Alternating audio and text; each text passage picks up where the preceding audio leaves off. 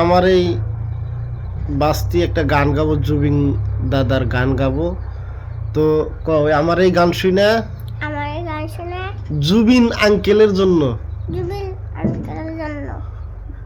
Share করবেন, comment করবেন। কও গানটা কও।